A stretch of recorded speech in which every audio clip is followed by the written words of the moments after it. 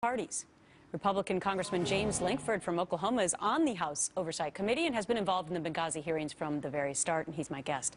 Great to see you, Congressman. So let me start off with that question. Well. What do you make of the fact that Nancy Pelosi kind of changing her tune? Just the other day, she seemed to be mimicking Benghazi, you know, let's get over it. And now she's saying maybe Democrats should be in equal numbers.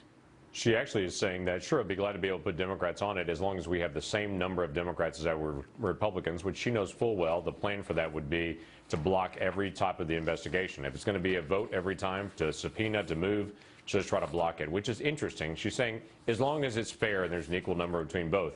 Now, she actually put together a select committee as well dealing with climate change while she was in the chair as Speaker of the House, and it was not an equal number. So it's interesting. When she was actually putting together the select committee, she didn't think it should be an equal number. Now she thinks it should be an equal number. Of course it should not be. This is not to try to stonewall the investigation. We've got to move this forward. But let me ask you this. Let me play devil's advocate for a moment, because in these press briefings over the last few days, Jay Carney seems to be sticking to these same talking points, that it's the Republicans who have this conspiracy theory about Benghazi, and they are really good at investigating investigations. So could it be, if you had Democrats on this committee, that would at least bring credibility to the committee in the eyes of the White House? No, I'm glad to be able to have Republicans and Democrats. Facts are facts. There's not Republican facts and Democrat facts. They're just facts. So if we're bringing the facts out and getting a chance to walk this investigation, determine what happened, how we can prevent this from happening again, there should be Republicans and Democrats there, because it shouldn't be a partisan issue. But if the goal is to try to block an investigation, then that's not a worthy goal. We've had plenty of stalling and delaying over the last 2 years. We need to get this resolved. What do you make of some people, pundits out there, who say, you know, Republicans should be careful about this committee? Maybe it could backfire if there is no bombshell evidence. How do you respond to that? Well, okay, let's just walk through some of the basics that we know at this point. We know 4 Americans were killed. We know that no one has yet been arrested or picked up or held to justice for this.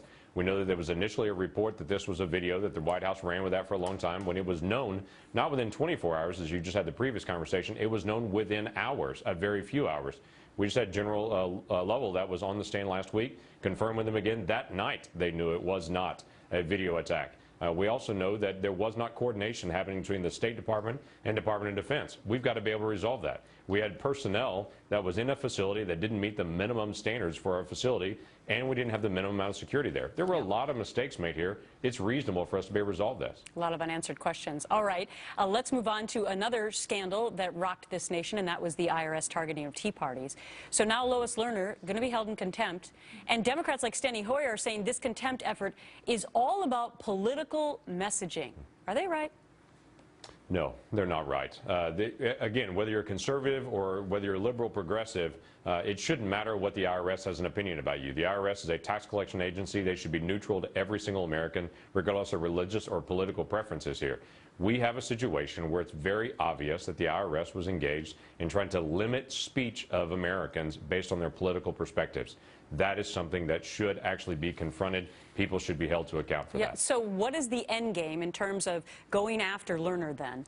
Can you really force her to talk?